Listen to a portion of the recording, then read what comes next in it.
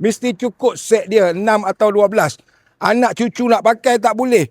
Pecah, takut pecah sebiji.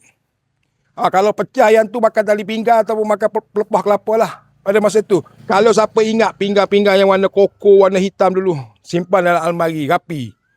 Itu adab tok nenek ibu kita zaman dulu dalam melayan tetamu. Benda ni tinggal lagi malas dan rajin sahaja. Ibu kita, tok nenek kita zaman dulu tak ada make up cantik-cantik, tak ada baju bling-bling, tak ada. Tetapi mereka hanya pakai baju kedah tu dengan kain sarung je kan.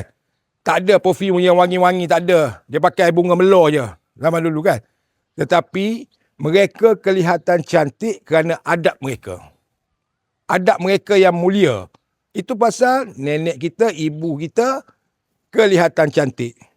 Kalau nak banding dengan kita zaman hari ini kan.